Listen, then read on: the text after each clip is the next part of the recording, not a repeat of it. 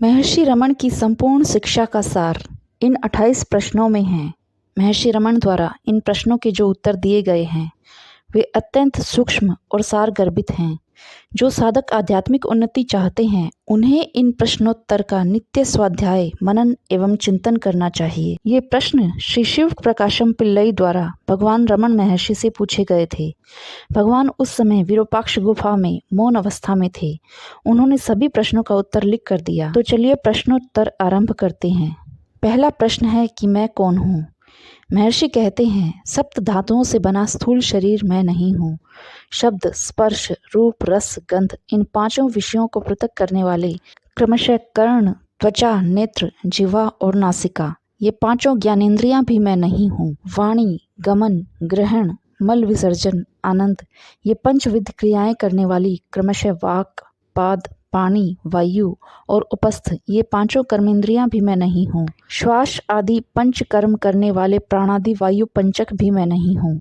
संकल्प करने वाला मन भी मैं नहीं हूँ। सर्व विषयों एवं सर्व कर्मों से रहित तथा केवल विषय वासनाओं से युक्त अज्ञान भी मैं नहीं हूँ। यदि मैं इनमें से कोई नहीं हूँ तो मैं कौन हूँ महर्षि? उपरोक्त सभी को नीति नीति से निरस्त करने के बाद जो केवल चैतन्य अवस्था है वह मैं हूँ। उस चैतन्य का स्वरूप क्या है महर्षि? चैतन्य का स्वरूप है सच्चिदानंद। तो महर्षि स्वरूप का दर्शन कब होगा? जब दृश्य जगत का लोप होता है तो स्वरूप का बोध होता है जो दृष्टा है। महर्षि, क्या दृश्य जगत के बोध के साथ स्वरूप दर्शन नहीं हो सकता? नहीं। क्यों महर्षि? दृष्टा और दृश्य रज्जु और सर्प जैसे हैं। जैसे कि रस्सी का ज्ञान जो अधिष्ठान है तब तक उदित नहीं होगा जब तक कि काल्पनिक सर्प का मिथ्या ज्ञान चला नहीं जाता, उसी प्रकार स्वरूप दर्शन जो अधिष्ठान है की प्राप्ति तब तक नहीं हो सकती जब तक कि कल्पित जगत दृष्टि का विनाश नहीं हो जाता। दृश्य जगत बोध का नाश कब होगा महर्षि? मन जो सभी ज्ञान, अनुभवों एवं समस्त कर्मों का कारण है के लीन होने पर जगत का लोप हो जाएगा। तब मन का स्वरूप क्या है महर्षि? जिसे मन कहते हैं वह आत्मा में निवास करने वाली आश्चर्यजनक शक्ति है। इसी से सभी विचार उदित होते हैं। विचारों के अतिरिक्त मन जैसी कोई चीज है ही नहीं, इसीलिए विचार मन का स्वरूप हैं। विचारों के अतिरिक्त जगत का कोई अलग अस्तित्व नहीं है। गहन निद्रा में जब कोई विचार नहीं होता तब कोई जगत भी नहीं होता। जागृत एवं स्वप्न की अवस्थाओं में जब विचार होते हैं तब जगत भी होता है। जैसे मकड़ी स्वयं जाल बुनती है तथा पुनः उसे वापस खींच लेती है, उसी प्रकार मन जगत को प्रतिबिंबित करता है तथा पुनः स्वयं में स्थिर कर लेता है। मन जब स्वरूप के बाहर आता है तो जगत प्रकट होता है। इसीलिए जब जगत प्रकट होता है तब स्वरूप प्रकाशित नहीं होता, और जब स्वरूप प्रकट होता है तब जगत प्रकट नहीं होता। जब कोई मन के स्वरूप की खोज करता है तो मन विलुप्त हो जाता है और आत्मा ही रह जाता है। निरंतर मन का अस्तित्व सदैव किसी स्थूल पर अवलंबित है, वह अकेला नहीं रह सकता। यह मन है जिसे सूक्ष्म शरीर या जीव कहते हैं। तब मन के स्वरूप को समझने के लिए अन्वेषण का पथ क्या है? महर्षि कहते हैं, शरीर में जो मैं है, जो मैं के रूप में उदित होता है वह मन है। जब कोई खोज करता है कि सर्वप्रथम मैं का विचार शरीर में कहाँ से उदित होता है तब उसे पता चलता है कि यह हृदय से उदित होता है। वह मन के उदित होने का स्रोत है। यदि कोई लगातार मैं सोचता है तो भी वह उस स्थान पर, स्रोत पर पहुंच जाएगा। मन में उदित होने वाले समस्त विचारों में मैं का विचार प्रथम है। प्रथम व्यक्ति स्वरनाम के उदित होने के बाद ही द्वितीय एवं तृतीय स्वरनाम प्रकट होते हैं। प्रथम व्यक्ति स्वरनाम के बिना द्वितीय एवं तृतीय नहीं हो सकते। तब मन स्थिर कैसे होगा महर्षि? महर्षि कहते हैं, मैं कौन हूँ कि अन्वेषण के द्वारा ही मन शांत होगा। मैं कौन हूँ का विचार सभी अन्य विचारों को नष्ट कर देगा तथा जिस प्रकार शव जलाने के लिए प्रयुक्त डंडा अंत में स्वयं भी जल जाता है, उसी प्रकार यह स्वयं भी नष्ट हो जाता है। तब वहाँ स्वरूप दर्शन होता है। मैं कौन हूँ के विचार को सदैव पकड़े रहने का क्या तरीका है महर्षि? महर्षि कहते हैं, जब दूसरे विचार उदित होते हैं तो व्यक्ति को उन पर ध्यान नहीं देना चाहिए, बल्कि अन्वेषण करना चाहिए कि वे विचार किसके लिए उदित होते हैं। चाहे जितने भी विचार उदित होते हों, क्या फर्क पड़ता है? जैसे ही कोई विचार उदित होता है व्यक्ति को तत्परता से खोज करनी चाहिए कि किसके लिए यह विचार उदित हुआ। उत्तर आएगा मेरे लिए, इस पर वह व्यक्ति जब खोज करता है कि मैं कौन हूँ, तो मन अपने स्रोत में वापस चला जाता है और उदित हुआ विचार शांत हो जाता है। इसके बारंबार अभ्यास से मन अपने स्रोत में रहने की दक्षता विकसित कर लेता है। मन जो सूक्ष्म है, जब बुद्धि एवं ज्ञानेंद्रियों के द्वारा बाहर जाता है तो स्थूल नाम रूप प्रकट होते हैं, और जब यह हृदय में निवास करता है तो नाम रूप विलुप्त हो जाते हैं। मन को बाहर जाने से रोककर उसे हृदय में स्थिर करने को अहममुखी या अंतर्मुखी होना कहते हैं। मन को हृदय से बाहर जाने देने को बहिर्मुखी होना कहते हैं। इस प्रकार जब मन हृदय में निवास करता है तो मैं जो सभी विचारों का मूल है लुप्त हो जाता है और सदैव अस्तित्वमान स्वरूप प्रकाशित हो जाता है। व्यक्ति चाहे जो भी करे उसे बिना मैं के अहंकार के करना चाहिए। जब कोई इस प्रकार से कर्म करता है तो उसके समक्ष सब कुछ शिव स्वरूप के रूप में प्रकट होगा। क्या मनोनिग्रह के दूसरे उपाय नहीं हैं महर्षि? आत्म विचार के अतिरिक्त कोई उपयुक्त उपाय नहीं है। यदि दूसरे उपायों से मन नियंत्रण का प्रयास किया जाता है तो लगता है कि मन नियंत्रित है, किंतु वह पुनः प्रकट हो जाता है। प्राणायाम के द्वारा भी मन स्थिर हो जाएगा, किंतु वह तभी तक नियंत्रित रहेगा जब तक कि प्राण नियंत्रित है, और जब श्वसन प्रारंभ होता है तो मन पुनः गतिशील हो जाता है तथा संचित वासनाओं के अनुरूप मन भटकने लगता है। मन और प्राण दोनों का स्रोत एक ही है। निश्चित ही विचार मन का स्वरूप है। मैं का विचार मन का प्रथम विचार है और यही अहंकार है। जहाँ से अहंकार उत्पन्न होता है वहीं से श्वसन भी आरंभ होता है। इसीलिए जब मन स्थिर होता है तो श्वास नियंत्रित हो जाता है, और जब श्वास नियंत्रित होता है तो मन स्थिर हो जाता है। किंतु सुषुप्ति में यद्यपि मन स्थिर रहता है किंतु श्वास नहीं रुकता है। यह ईश्वरीय इच्छा के कारण है, ताकि शरीर सुरक्षित रहे और लोग यह नहीं समझे कि यह मर गया है। जागृत एवं समाधि की अवस्थाओं में जब मन स्थिर हो जाता है तो श्वास नियंत्रित रहता है। प्राण मन का स्थूल रूप है। मृत्यु के क्षण तक मन प्राण को शरीर में रखता है। जब शरीर मर जाता है तो मन प्राण को साथ ले जाता है। इसीलिए प्राणायाम का अभ्यास मनोनिग्रह में सहायक तो है, लेकिन यह मन का नाश नहीं करता है। प्राणायाम की तरह ही मूर्ति ध्यान, मंत्र जप, आहार नियमन आदि मन को स्थिर करने में सहायक हैं। मूर्ति ध्यान एवं मंत्र जप से मन एकाग्र हो जाता है। मन का स्वभाव है सदा चंचल रहना। जैसे सदा हिलते रहने वाले हाथी की सूंड में यदि एक जंजीर दे दी जाए तो वह हाथी जैसे किसी दूसरी चीज को पकड़ने का प्रयत्न किए बिना उस जंजीर को ही पकड़े चलता रहता है, उसी प्रकार मन को भी किसी नाम का या रूप में अनुसक्त रहने के अभ्यास से जोड़ा जाए तो वह उसी को ग्रहण किए रहेगा। मन जब असंख्य विचारों के रूप में फैलता है तो प्रत्येक विचार अत्यंत बलहीन हो जाता है, किंतु विचारों के लीन होते होते ही मन एकाग्र एवं बलवान हो जाता है। ऐसे मन के लिए आत्म अन्वेषण सरल हो जाता है। सकल नियमों में श्रेष्ठ मित एवं सात्विक आहार है। इन नियमों के पालन से मन में सतोगुण की वृद्धि होती है, जो आत्म अन्वेषण में सहायक होगा। समुद्र की लहरों की भांति संचित विषय वासनाओं के असीमित विचार प्रकट होते हैं। वे कब नष्ट होंगे महर्षि? स्वरूप ध्यान तीव्र होते ही वे विचार क्रमशः नष्ट हो जाएंगे। क्या आदिकाल से चल रही विषय वासनाओं का विनष्ट होना तथा स्वरूप मात्र बनकर रहना संभव है महर्षि? महर्षि कहते हैं यह संभव है या नहीं, इस संदेह को स्थान दिए बिना निरंतर स्वरूप ध्यान में सुदृढ़ रहना चाहिए। कोई चाहे कितना बड़ा पापी ही क्यों न हो, मैं तो पापी हूँ, मेरा उद्धार कैसे हो सकता है, यूं दीन हो प्रलाप न करते हुए मैं पापी हूँ के विचार को पूरी तरह से त्याग कर यदि वह सतत स्वरूप ध्यान में संलग्न रहेगा तो निश्चित ही सफल होगा। शुभ मन और अशुभ मन ऐसे दो मन नहीं हैं। मन एक ही है। वासनाएं ही शुभ एवं अशुभ दो तरह की होती हैं। मन जब शुभ वासनाओं के वशीभूत होता है तब उसे शुभ मन कहते हैं, और जब अशुभ वासनाओं के वशीभूत रहता है तब वह अशुभ मन कहलाता है। प्रपंच विषयों में मन नहीं लगाना चाहिए तथा उसे दूसरे के कार्यों में हस्तक्षेप नहीं करना चाहिए। दूसरे लोग कितने भी बुरे क्यों न हो, उनसे द्वेष नहीं करना चाहिए। राग द्वेष दोनों ही त्याज्य हैं। दूसरों को जो कुछ दिया जाता है वह अपने आप को ही दिया जाता है। इस सत्य को जान लेने के बाद भला कौन दूसरों को नहीं देना चाहेगा। अहंता के उदित होने से सब कुछ उदित होगा, अहंता के विलीन होने से सब कुछ विलीन हो जाएगा। हम जितना अधिक विनम्र होकर आचरण करेंगे उतना ही अधिक हमारा हित होगा। मन को निगृहित करके कोई कहीं भी रह सकता है।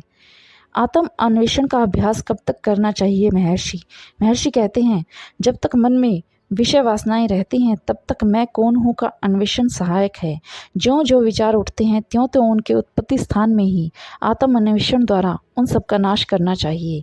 आत्म स्वरूप की प्राप्ति तक यदि कोई निरंतर स्वरूप स्मरण में रहेगा तो यह एक साधना ही पर्याप्त है। जब तक दुर्ग के भीतर शत्रु हैं तब तक वे उससे बाहर आते रहेंगे। ज्यों ज्यों वे बाहर आते हैं त्यों त्यों उन्हें मारते रहें तो दुर्ग हस्तगत हो जाएगा। स्वरूप का स्वभाव क्या है महर्षि? महर्षि कहते हैं यथार्थ में जो अस्तित्वमान है वह केवल आत्म स्वरूप है। जगत, जीव एवं ईश्वर इसमें मोती में चांदी के आभास की भांति कल्पित प्रतीति है। ये तीनों एक समय में ही प्रकट होकर एक ही समय लुप्त होते हैं। जिस स्थान पर मैं का किंचित मात्र विचार नहीं होता वहाँ स्वरूप है, वही मौन है। स्वरूप स्वमेव जगत है, स्वरूप स्वमेव मैं है, स्वरूप स्वमेव ईश्वर है। सब कुछ शिव स्वरूप है। क्या सब कुछ ईश्वर के कार्य नहीं है महर्षि? महर्षि कहते हैं बिना इच्छा संकल्प या प्रयास के आदित्य उदित होता है और उसकी उपस्थिति मात्र से सूर्यकांत मणि, पत्थर अग्नि उगलता है, कमल खिलता है, पानी वाष्पित होता है। लोग विभिन्न कार्यों में प्रवृत्त होते हैं तथा उन्हें करने के बाद निष्क्रिय होते हैं। जिस प्रकार चुंबक के समक्ष सुई हिलती है उसी प्रकार संकल्प विहीन ईश्वर की सन्निधि विशेष मात्र से होने वाले त्रिकर्मों तथा पंचकृत्यों से नियंत्रित सकल जीव अपने अपने कर्मानुसार कार्य कर विश्राम करते हैं। इसके विपरीत वह संकल्प रहित है, वह किसी कर्म से बंधा नहीं है। यह ठीक उसी प्रकार है जैसे लोक क्रियाएं सूर्य को प्रभावित नहीं करती या अन्य चार भूत के गुण अवगुण व्यापक आकाश पर प्रभाव नहीं डालते। भक्तों में श्रेष्ठ कौन है महर्षि? महर्षि कहते हैं स्वरूप के रूप में उपस्थित ईश्वर को जो स्वयं को समर्पित करता है वह सबसे उत्तम भक्त है। ईश्वर को समर्पित करने का अर्थ है कि आत्मा के अतिरिक्त विचारों को उदित होने के लिए बिना स्थान दिए जो निरंतर आत्मा में रहता है। ईश्वर के ऊपर जो भी भार फेंके जाते हैं वह उनको वहन करता है। जब परमेश्वर शक्ति सकल चीज़ों को संचालित करती है तो अपने आप को उसको बिना समर्पित किए क्यों हम निरंतर विचार द्वारा चिंता करते हैं कि क्या करना है और किस प्रकार करना चाहिए। हम जानते हैं कि रेलगाड़ी सभी बोझ ले जाती है, इसीलिए उसके भीतर प्रवेश के उपरांत हमें छोटा भार रेलगाड़ी में रख कर आराम अनुभव करने की जगह तकलीफ सहते हुए अपना सामान सिर पर क्यों लादे रहना चाहिए। वैराग्य क्या है महर्षि?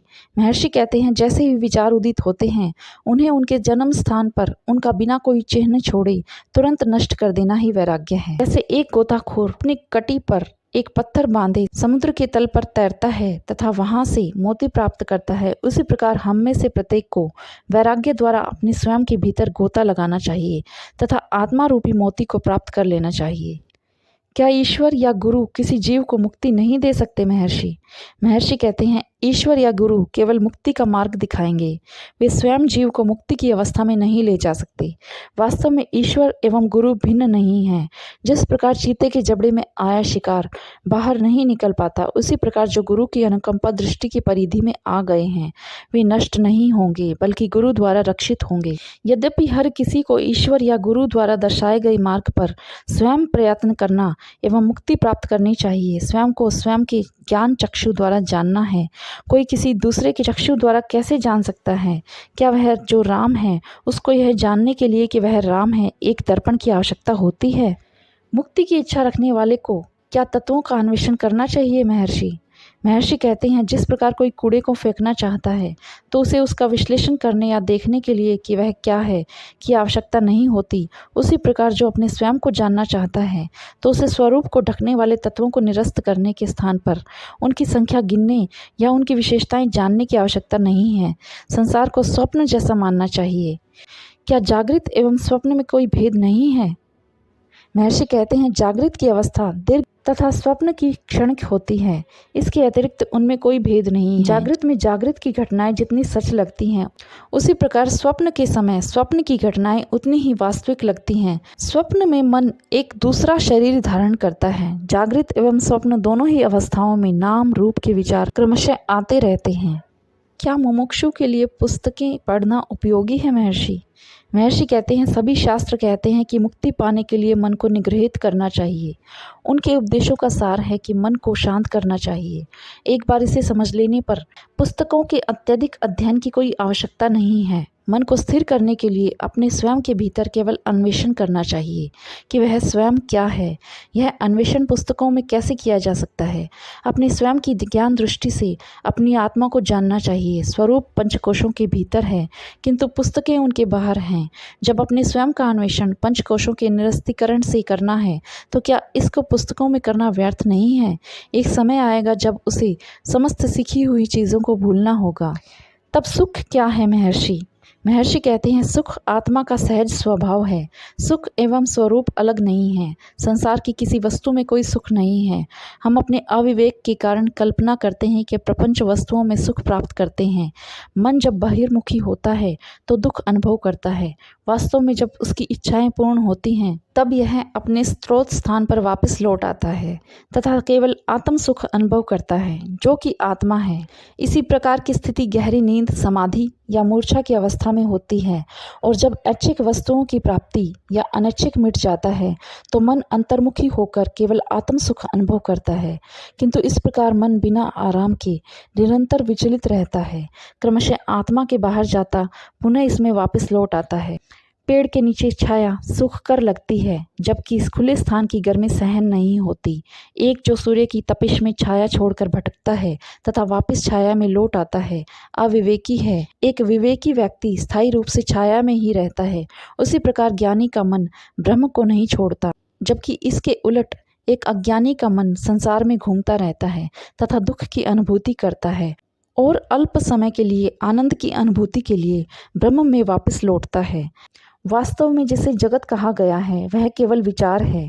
जब जगत विलुप्त होता है, जब कोई विचार नहीं रहता, तो मन आनंद की अनुभूति करता है, और जब जगत प्रकट होता है तो उसे दुखों की अनुभूति होती है। तब ज्ञान दृष्टि क्या है महर्षि? महर्षि कहते हैं, मौन रहना ज्ञान दृष्टि है। मौन रहने का अर्थ है मन को आत्म स्वरूप में लीन करना। यह अवस्था ही ज्ञान दृष्टि कहलाती है। दूसरों के विचार पढ़ना या जानना, भूत भविष्य एवं वर्तमान का त्रिकाल ज्ञान, दूर देशों के पदार्थों को जानना या ग्रहण करना, इन सबको कभी ज्ञान दृष्टि नहीं कहा जा सकता। तब वैराग्य तथा ज्ञान के बीच क्या संबंध है महर्षि? महर्षि कहते हैं, वैराग्य स्वयं ज्ञान है। वैराग्य एवं ज्ञान अलग नहीं है, वस्तुतः दोनों एक ही हैं। वैराग्य आत्मा से मन को किसी वस्तु की ओर जाने से रोकता है। ज्ञान का अर्थ आत्मा के अतिरिक्त किसी वस्तु का प्रकट न होना है। दूसरे शब्दों में, किसी अन्य चीज में प्रवृत्त न होना वैराग्य है। स्वरूप का कभी परित्याग न करना ज्ञान है। अन्वेषण एवं ज्ञान में क्या भेद है महर्षि? महर्षि कहते हैं, स्वयं की आत्मा में मन को स्थित करना अन्वेषण है। स्वयं ब्रह्म है, सच्चिदानंद है का निरंतर भाव ध्यान है। मुक्ति क्या है महर्षि? बंधन में पड़े अहम का अन्वेषण करना तथा बंधन से मुक्त अपने स्वयं के यथार्थ स्वरूप को जानना मुक्ति है।